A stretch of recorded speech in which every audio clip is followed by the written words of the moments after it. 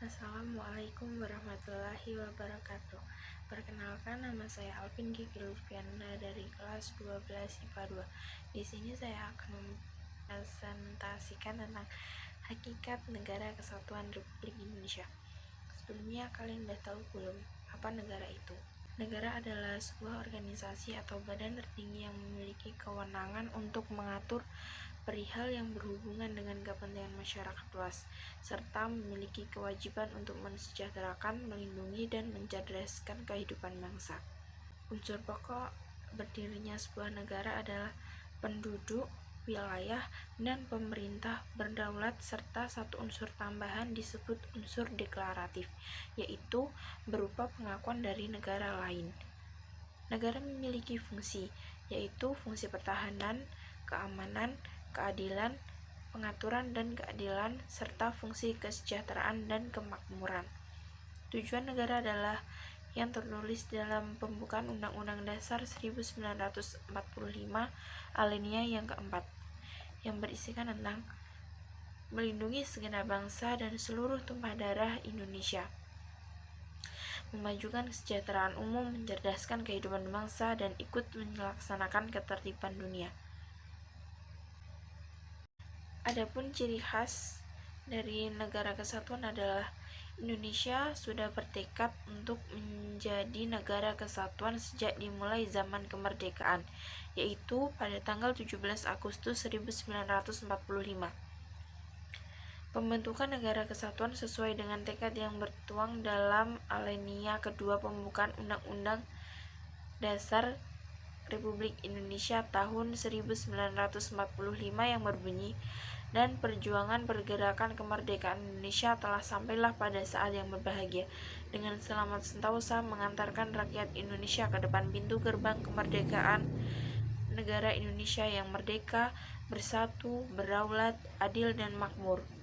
Prinsip kesatuan negara kesatuan Republik Indonesia diperkuat lagi pada alinea keempat pembukaan Undang-Undang Dasar, yaitu dalam upaya membentuk suatu pemerintahan negara Indonesia yang melindungi segenap bangsa Indonesia dan seluruh tumpah darah Indonesia. Pada pasal 1 ayat 1 Undang-Undang Dasar 1945 mengandung dasar bahwa kesatuan yang berbentuk republik. Hal ini sesuai dengan Sumpah Pemuda tahun 1928, yaitu satu nusa, satu bangsa, dan satu bahasa. Pada perubahan Undang-Undang 1945, adanya ketetapan dari Majelis Permusyawaratan Rakyat yang mengatur untuk tidak mengubah apapun dalam pembukaan Undang-Undang Dasar 1945 dan menetapkan NKRI sebagai bentuk mutlak bagi Indonesia.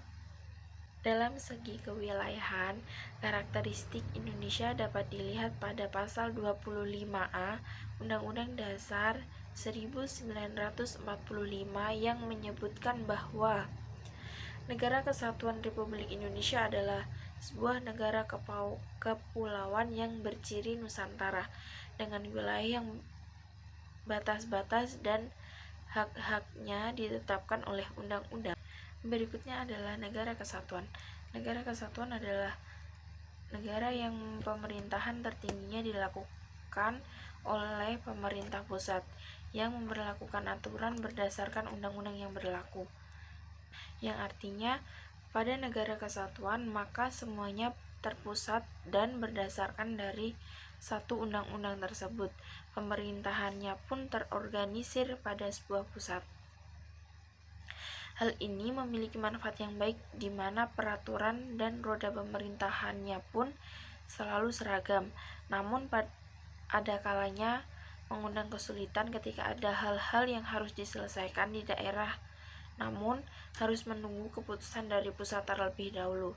Semua hal yang berkaitan dengan kedaulatan negara, baik itu kedaulatan untuk urusan dalam negeri, luar negeri, semuanya diserahkan kepada pusat untuk disetujui dan ditandatangani. Berbagai macam masalah seperti budaya, ekonomi, politik, keamanan, sosial, dan pertahanan hanya memiliki sebuah kebijakan saja. Ciri-ciri negara federasi. 1. Negara yang berada di pusat dipilih langsung oleh rakyat melalui pemilu dan memiliki tanggung jawab yang besar kepada rakyat. Setiap negara bagian di dalamnya memiliki kekuasaan asli terhadap daerahnya sendiri, namun tidak memiliki kedaulatan, sebab kedaulatan negara tetap dipegang oleh kepala negara. 3. Setiap negara bagian itu berpihak mengatur undang-undangnya, namun tetap harus selaras dengan undang-undang yang berada pada pemerintahan pusat. 4. Pemerintah pusat juga memiliki kedaulatan bagi negara bagian, terutama untuk urusan yang berkaitan dengan bagian luar. Sedangkan pada urusan negara bagian, pemerintah pusat memiliki sebagian kedaulatan. Cukup sekian dari saya. Wabillahi taufik wal hidayah. Wassalamualaikum warahmatullahi wabarakatuh.